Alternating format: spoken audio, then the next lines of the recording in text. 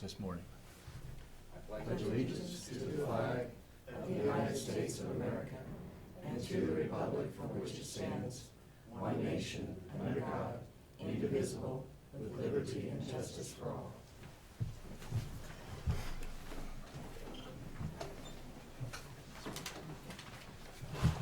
Good morning and welcome to the February 24, 2014 meeting of the Shawnee County Board of Commissioners. My name is Bob Archer. I currently serve as chair of the commission and represent District 2. I serve with Commissioner Kevin Cook, who represents District 2, and Commissioner Shelley Bueller, who represents District 1. Commissioner Bueller is not AWOL today. She is on jury duty. So let's get started. First item, please. First item is item 3, consent agenda. Any questions or comments? I have no questions or comments. I would move for approval of the consent agenda as presented. And I'll second that.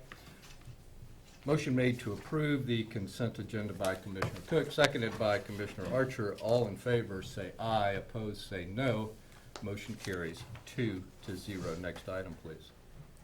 Item 4, new business, A, County Clerk. Number 1, consider all voucher payments.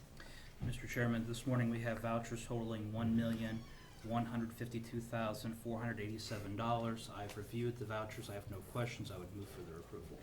Motion made to approve the vouchers by Commissioner Cook, seconded by Commissioner Archer. All in favor say aye, opposed say no. Motion carries 2-0.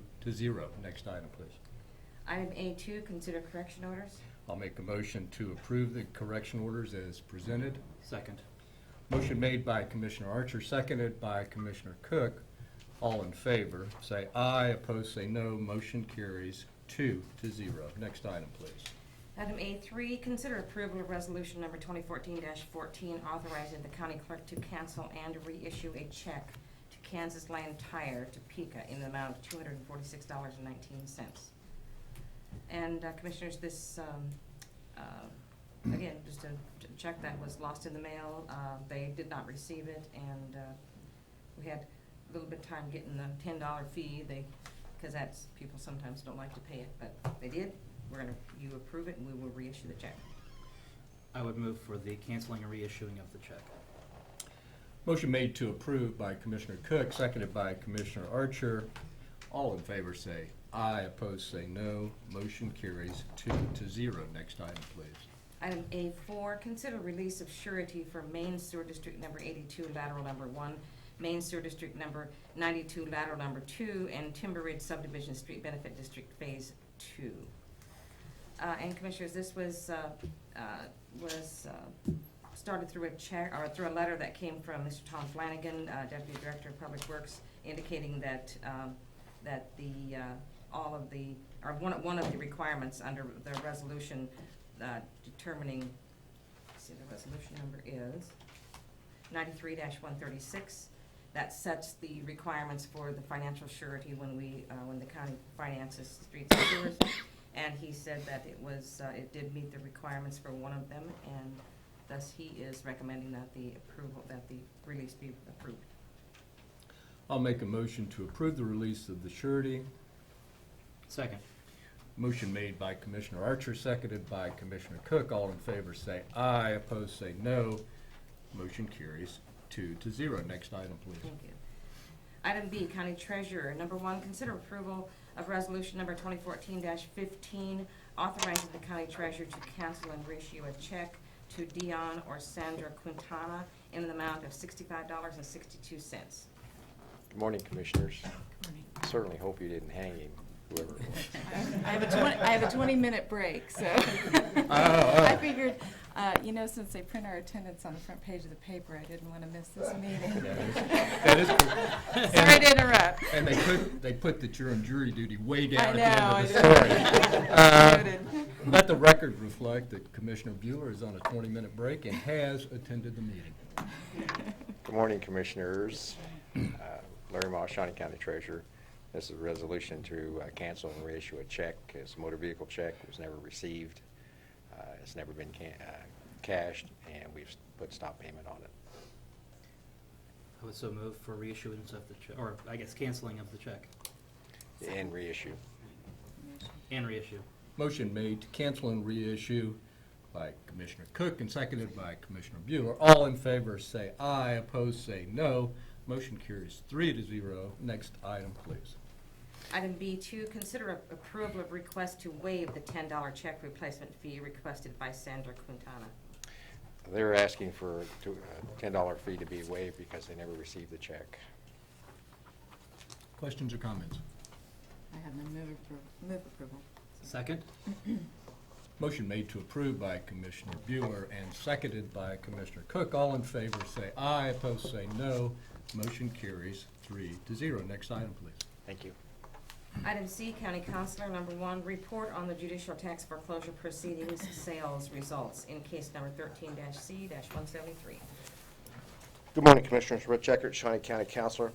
We've wrapped up the last tax sale, and these are the results. In total, it raised $1.1 million, $1.13 million.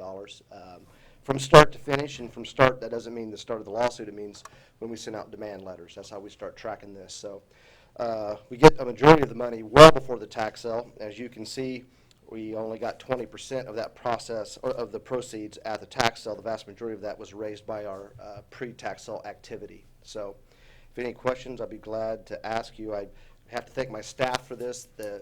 My staff, particularly Megan Barrett, runs the tax sale like a well-tuned instrument. So it's very valuable for the county to have someone like that.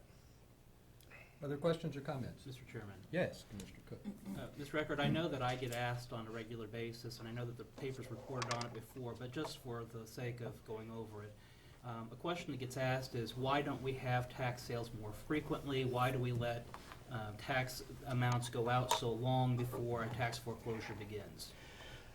Well, lots of answers to that simple question, and I get asked that, I bet you, more than anybody. And I always dispute that we do let them go out, because we don't. We keep track of no, I'm not going to say almost, we keep track of every single property in the county. And if anybody walks to my window and gives us an address, literally within 2 minutes, we'll tell them the breakdown of exactly where the property's at. Now, by statute, on a residential address, we have to wait 3 years before we can initiate the process. On a commercial property, we have to wait 2 years. And seemingly in those 3 years and those 2 years, that ticks off a lot of people that we're waiting. But they have to understand that because of the Kansas legislature, we have to wait those 2 time periods. After that time period has elapsed, we then do a letter campaign, because it's still cheaper to get the people to pay if we can get it through that than initiating a tax sale. So that campaign starts. Probably less than a year, we'll then start the process. Costs are incurred once we start that process. The property has to be sent to a title company. We have to wait on the title report, and sometimes that is months and months. We have to work very closely with the district court clerk office. We used to file tax sales of 200 and 250 parcels until the clerk finally said, I don't think you understand what you do to us when you do that. So we met with them, and we've now scaled our tax sales down to about 150. However, we file more tax sales. So now we're trying to file on average about 2 a year of about 150. And hopefully, in good economic times, that's a little bit harder to do. But recently, we've been averaging the 2 per year. Now, somebody will come to us and say, hey, this property's been delinquent 7 years. What's going on? There are reasons. Generally, the most given one is a bankruptcy. If someone files a bankruptcy, by federal law, we are stayed from initiating the tax sale process. And we're certainly seeing that in a rather major bankruptcy right now. Once it's filed, we can initiate the tax sale for the duration of the bankruptcy, and some bankruptcies take forever and ever. Additionally, some people get cute with their bankruptcies. They'll take the bankruptcy literally at the brink of the tax sale. Like if the tax sale's on Friday, Thursday we're watching for the summonses to be delivered to us. We had a property, for instance, that I'm not going to name. They would file the bankruptcy the day before the tax sale and then never finish the bankruptcy. They did that to us 3 times until finally on the 3rd one we filed a motion with the federal court advising them of the history, and the federal court said, sell it. So there are a multitude of reasons why a property could go out, but I assure you, you bring me the address and I can give you the history of exactly what's happening with that property. Furthermore, I'll point out that several counties in the state of Kansas use Shawnee County forms that we have developed. I kind of think that we're the model for tax efficiencies. The Atchison County Council uses our forms. We've given our forms to Wyandotte. They're all over the place. So I'm as proud of this work that we do as I am of anything we do in our office. Thank you very much. You ask me another question, you'll get another 8-minute answer. Appreciate that answer, thank you. Yeah, I do too, because I get asked that question a lot. And when people do the right thing and pay their taxes and they see others that game the system, there's nothing more irritating than that. So thanks for that information, and your efforts are certainly appreciated. One of the many bills that are currently up at the legislature, there's actually a bill right now that deals with the appraisal process and how the Court of Tax Appeals will be, their procedures in the future. But on the back end of the bill, they tuck in there reducing the interest rates that people are charged if they don't pay their taxes if they file an appeal with the Court of Tax Appeals. And we're trying to point out, and I think we're going to be successful in our talks with the Kansas Chamber, that that's subsidizing people not paying taxes on the backs of the people who do pay their taxes on time. And that message is being heard fairly well, I believe. But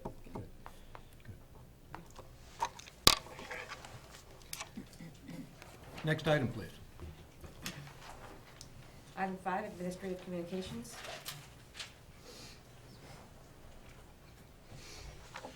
Morning, Commissioner. Stephanie Mott, County Commission Office Assistant.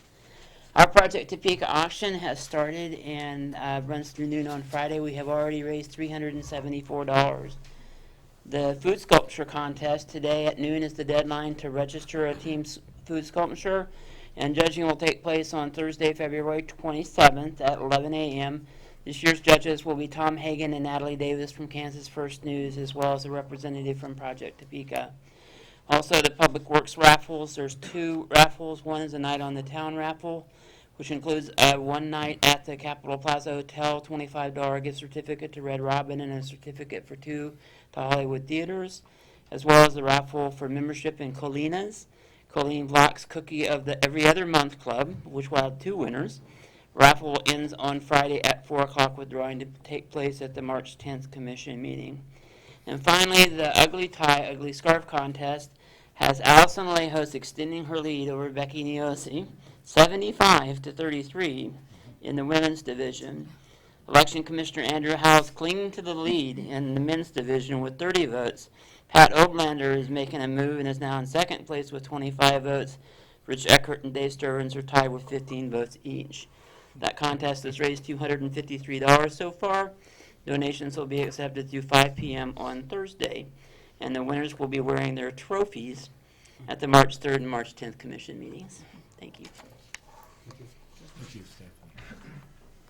Stephanie.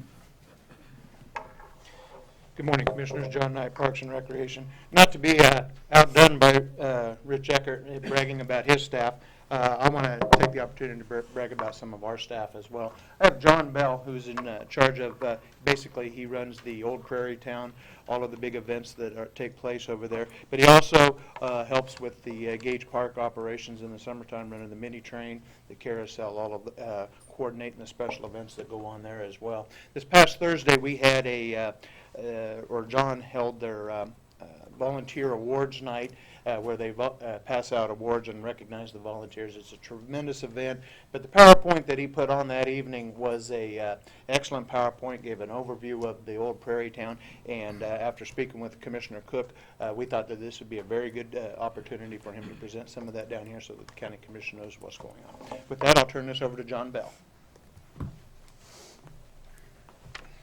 Good morning, Commissioners. I'm, like John said, I'm John Bell. I'm the Recreation Program Supervisor at Old Prairie Town at Ward Mead Historic Site, and then I also supervise Gage Park's mini train and carousel.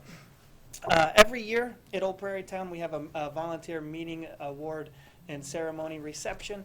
And at that reception, every year I present a slideshow recapping 2013 and kind of leading into 2014, and I'm going to share that with you today. 2013 was a really special year for the park. We saw, we gained another full-time employee, so we have 3 full-time employees now, which Liz Toyne took over the volunteer coordinator position. In 2010, we had 4 full-time employees, and when the city went through their big budget crunch, we lost 2 of those positions. So in 2013, we actually gained a 3rd position. We also saw a number of small improvements and enhancements throughout the park, and then we also won a national award.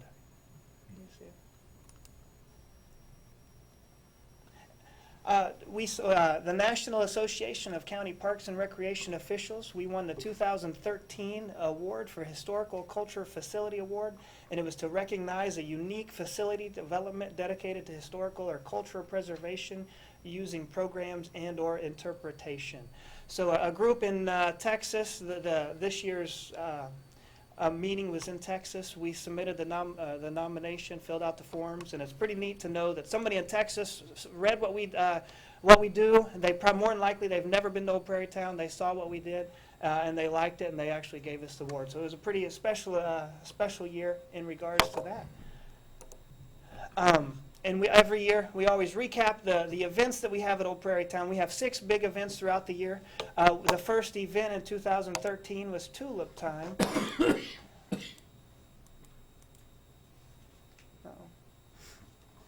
Tulip Time was supposed to be held April 10th through the 21st. With the weather, we were about a month behind. I think we had snow in May, so the tulips were a little bit behind schedule. So that does hurt the attendance at that event. But in 2013, we generated $4,838 from the Tulip Time event. A large amount of the attendance from Tulip Time is outside of Shawnee County. So in previous years, that revenue, it was a lot higher. But due to the weather change, that really hurt the event, especially when a lot of the guests are outside of Shawnee County and coming out for vacations and different things like that. The second event was the Kids Stampede, and that was held the Saturday of Memorial Weekend. We generated $580.05, and that is an event we are going to cut due to the attendance was declining, and we just weren't getting the numbers that we needed for that event to continue. But it was an event. It was one of the few events geared specifically towards children that we do at Old Prairie Town. We do a number of events, but we don't have a whole lot of special events that are geared towards children. This was one of the few, but we are going to cut that in 2014. Weedstock 9. This is one of the best events at Old Prairie Town, in my opinion. We get about 30 local musicians that come out. They volunteer all their time and energy, and they really showcase local musicians. It's not specifically geared towards bluegrass or folk music. We have all kinds of different varieties of music. And this is one of the events that is growing. The sky's the limit for the Weedstock event. It is really a special event. This year we generated $1,831.35, and it's always held the 3rd Saturday of June. So this past year it was June 15th. A really, really special event, and I highly encourage anybody to attend if you haven't been out, because you will not be disappointed. And then we also do a small event in July. It's always the last Saturday in July. It's from 6 to 9 o'clock. Basically come out, enjoy the park, enjoy the setting. We keep the stores open. We have the Potman Drug Store open and sell ice cream and soda fountain treats. Pretty much just come out, spend the evening with us. This year we generated $308.50. Our biggest event, I think everybody's familiar with this, we had the 34th Annual Apple Festival this past year. It was always the first Sunday in October. We get about 8,000 people throughout the park that day.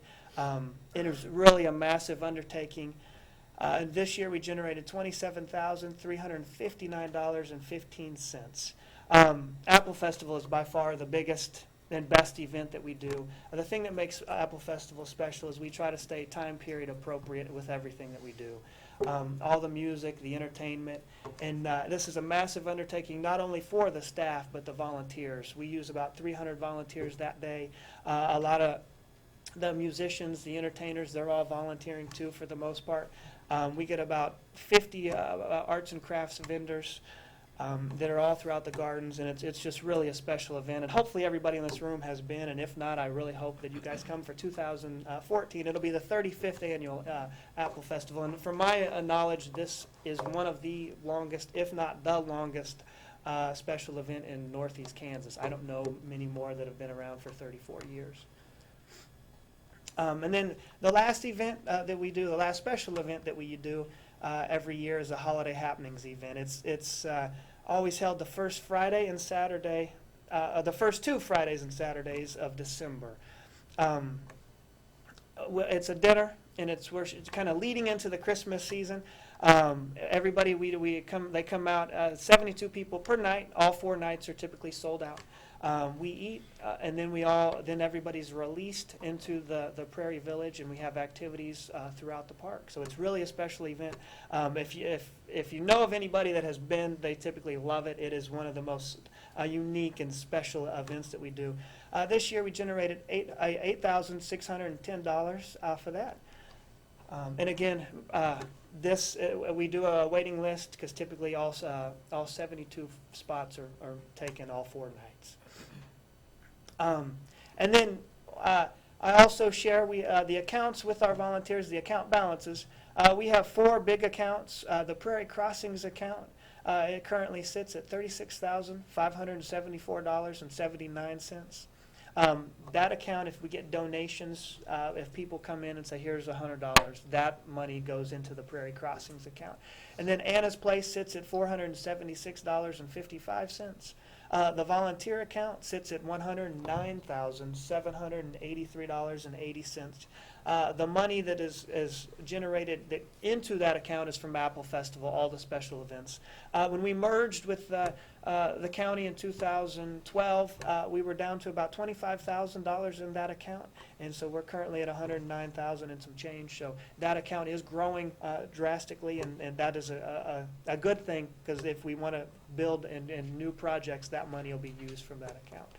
And then the John Nelson Mead account, which is an endowment, it sits at $84,354.30.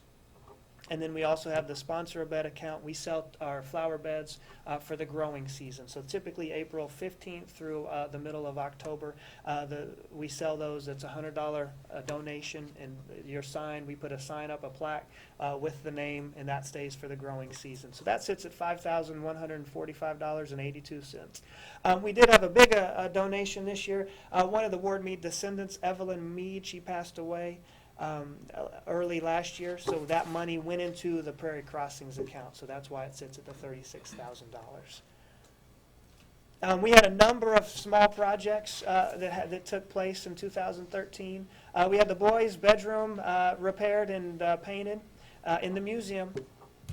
We saw a Clay Street entrance sign. It's a really neat sign. The park guys made it.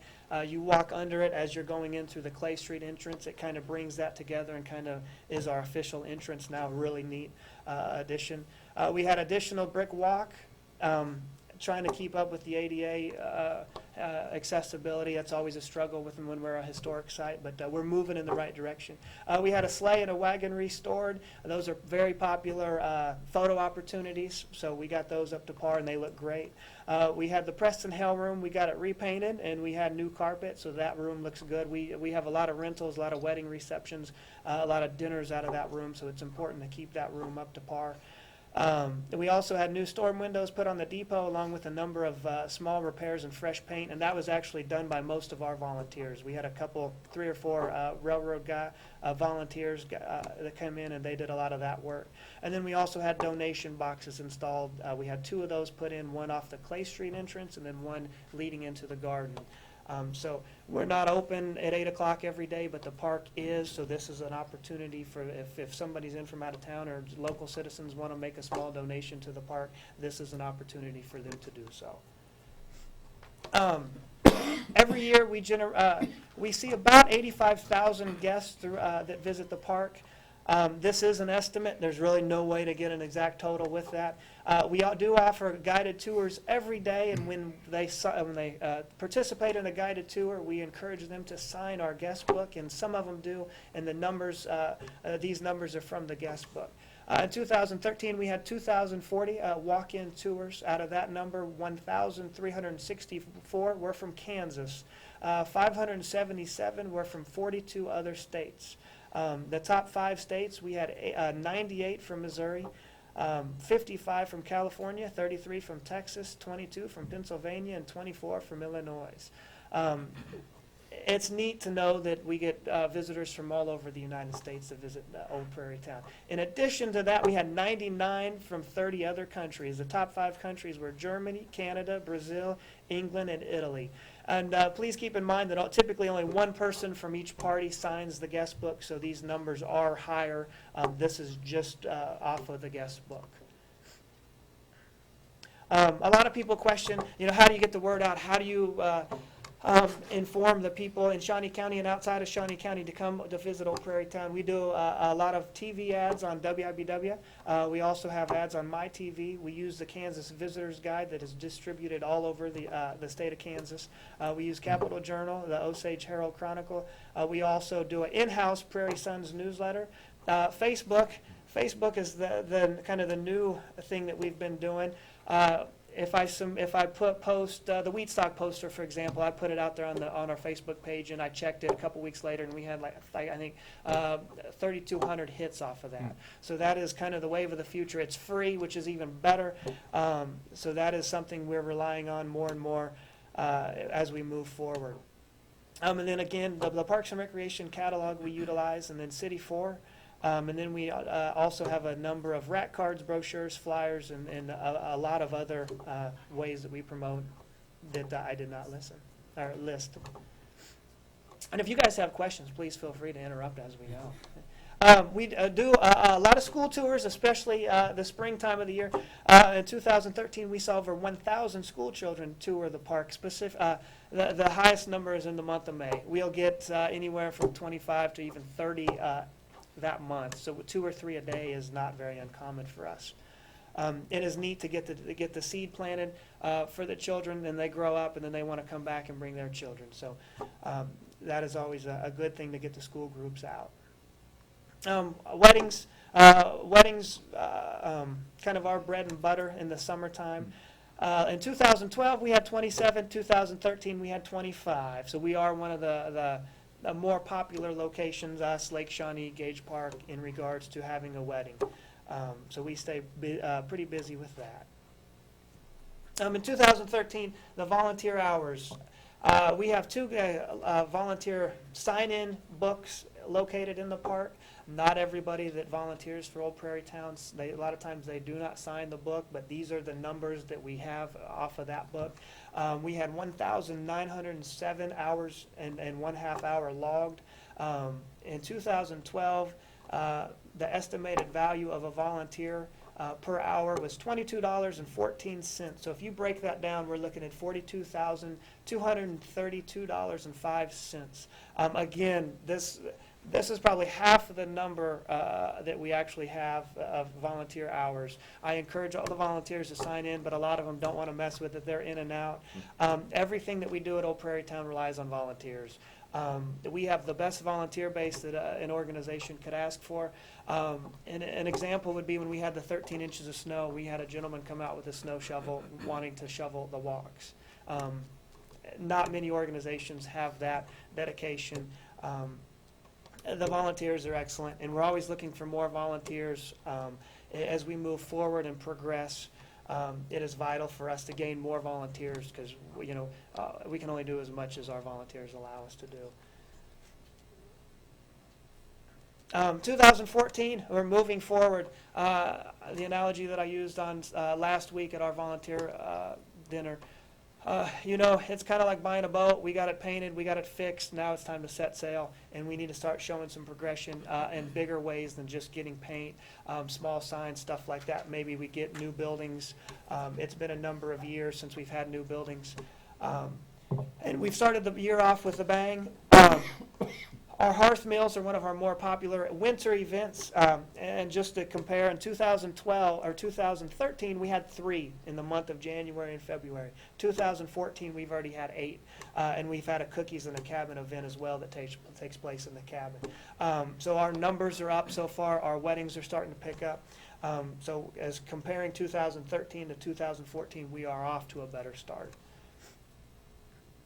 One of the ways that we're moving forward, showing progression, we are starting a Friends group. We currently have a volunteer advisory board, and they advise us on projects, how to spend the money that I showed you. We're going to kind of tie it all together. Currently, we do not have a Friends group. There's the Friends of the Zoo, the Friends of Great Overland Station, the Friends of Ted Inslee Garden. So we're trying to get up to par with that and get that going. I won't go over the details. I do have brochures that I can pass out that you guys can review, but we are starting a Friends group in 2014. The future projects, again, I have a volunteer advisory board. We meet monthly. We're kind of working on new projects. They're telling us what they'd like to see. A couple of the bigger projects that we've talked about for a number of years. A sound wall. Anybody that's been to Old Prairie Town understands the noise off of I-70 is really difficult to hear, especially for weddings. So a sound wall is on our wish list, or on their wish list. And then again, one of the other issues is we do not have an indoor facility that holds more than 72 people. So that kind of hand ties us and prevents us from getting a lot of the larger wedding receptions, different things. So one of the things that our volunteers would like to see would be a saloon or something along maybe a town hall building that could hold more than 72 people, maybe something like 200 people, something with an old facade on the outside but new on the inside that would cater towards larger meals, wedding receptions, and those types of things. And then we've also talked about a jail. Most pioneer towns had a jail, and then maybe a Grange Hall, or a cattle chute, and I think the cattle chute will be done this year by some of the park guys. So we're moving forward, but these are some of the needs or some of the wish, the wish list of our volunteer advisory board. 2014, the event dates, Tulip Time, it's scheduled from April 5th through the 21st. We'll see if the weather cooperates. Wheatstock 10 is June 14th. The Summer Sunset Concert's July 27th. Actually, the 35th Annual Apple Festival, that is wrong, is October 5th. Holiday Happenings is December 5th, 6th, 12th, and 13th. And then we're also working on a new event, and we're working on getting the Wild Women of the Frontier. They are a local group, but they travel all throughout the state of Kansas and the Midwest. They're on horseback, and they do demonstrations. We're working on getting them out, and as of right now, the date will be July 14th. So we're going to add that event to 2014. Every year I try to leave the volunteers with a quote. This year I was trying to leave it with a kind of a more comical quote, and it says, research has shown that people who volunteer often live longer. So we're trying to encourage people to volunteer and keep volunteering. And I thank you, and thank you for allowing me to speak today at today's meeting. Do you guys have any questions? I think I would just like to say, having attended the banquet last week, the thing that really impressed me is when we're talking about a park, an historical park, that has 3 full-time employees, a couple of part-time employees, the majority of it is ran by volunteers. Right. And these are people that are very dedicated to the park. They come in day after day, and as John said, there's many of them that don't log their time. They just come in and they work their shift as they would any other job, and they bring history to life. And I think that they perform a service to our community that we, should thank them for, and we do on an annual basis. But I wanted to give John an opportunity to talk about everything that they do, because it's really a neat, special park to this community. Thank you. Thank you. Absolutely. Yeah, it's been my experience that volunteers live longer and they're happier too. That's right. That's right. I was at a conference at Old Prairie Town several years ago. Are you marketing that business to raise money? I mean, it was a smaller group, so I know that you're limited, but the location was great. Everything was very well done, and I'm wondering, is that part of your strategy for raising money? Okay. It is something. We do get a number of meetings at Old Prairie Town, different organizations, because of the setting. And typically sometimes they do lunch. That's an option too. And we have our volunteers come out in costume and do lunch during their meeting. That's what we did. Okay. Okay. Thank you again. Yeah, Thank you very much.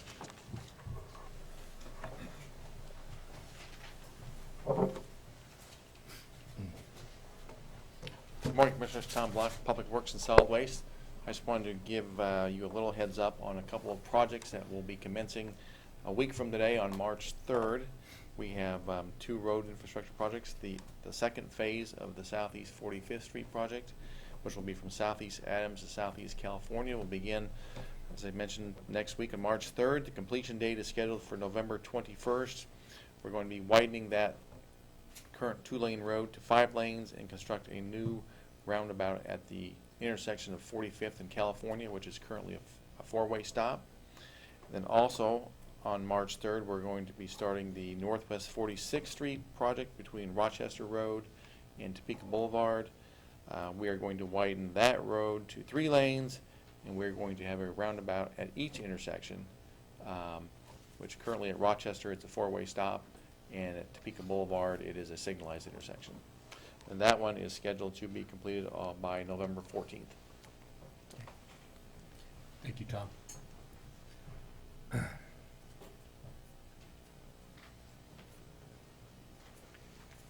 Larry Moss, Shawnee County Treasurer. Just another reminder that this is the last week to do the commercial vehicle registrations. It's gone very well. I would just plead with those who need commercial registrations, do not wait until the last day, which will be Friday. It could severely hamper your ability to do business on Monday. So if you would get into the office as soon as possible, we can get that taken care of. Also a reminder that the annex will be closed for 1 day on Friday for renovation of the workstations. Be glad to answer any questions that you might have. Thank you very much. Thank you, Larry. Thank you.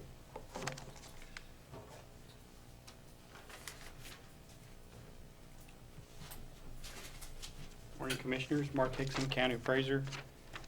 I just wanted to inform everyone that our 2014 values are finalized. They'll be published February 28th, this Friday. We'll send out notices only to property owners whose values have changed from last year.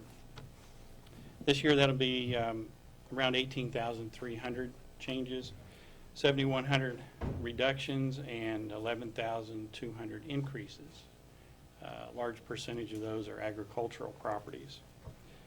This is something we started 4 years ago, and since then I think we've saved the taxpayers of Shawnee County around $150,000 or so in postage fees and all the associated costs of producing the valuation notices and mailing them.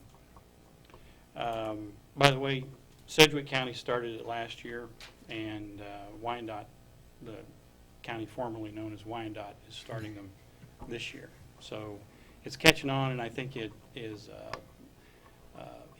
if you're a county that has all the pieces in place that you can do this, one of them is you have to have a pretty robust website, because one of the conditions of approving this, and it does have to be approved by the property valuation director, is that property owners have some way of finding out what their valuation or their classification of their property is if we don't send them a notice. So our website gets a lot of hits, and people can go there and find out. They can also print a notice if they want to off the website. We allow that option for them. And if they don't get a notice and they still want to appeal their value, they still can. They can just call the county appraiser's office. We have a taxpayer assistance number, and I'll be putting all this out in a press release, and so all those numbers and websites will be available to the public. It's gone real well for the last 4 years, so we expect it to go well this year. Anything? Mr. Hickson, if a person believes that their property value has gone down, they may not receive a notice of that since it would stay the same. But if burden is on them, if they want to contest that, they can still contact your office and contest the valuation. Yes. And so just a matter of them not receiving the notice of that valuation by mail doesn't mean that they have been, that they don't have an opportunity to challenge that value. That's correct. And you reminded me of another opportunity. Even if they don't appeal their value within the 30-day time frame, which the deadline would be March 31st this year, they will still have an opportunity when they pay their taxes they can pay under protest in December. If they miss that for some reason, they can pay the second half under protest in May of next year. So there's plenty of opportunities, and I think that's one of the reasons why it was actually Mrs. Beck's husband who was the director. When we first tried this, nobody else had ever done it before. And, I think that was one of the reasons why he and I worked together to try to figure out a way that this might work. And that was, the conclusion was that people will have plenty of opportunities, that they won't be shut out of the process just because they don't get a notice. So I'm glad you brought that up. Thank you very much. Good. Thank you, Mark. Thank you. Any other administrative communications today? Twitter informed me today that today is the 89th birthday of the Auburndale Park. It was purchased by the city of Topeka on this date in 1927. So I suppose that John will have a more formal celebration on the 90th birthday or maybe the 100th birthday of the Auburndale Park. But it is a great community park in the city of Topeka. Benefits the citizens. Thank you, Commissioner. Next item, please. Item 6, executive sessions. There is a need for an executive session. However, it's my practice not to hold executive sessions when all commissioners are not available, and so we are adjourned.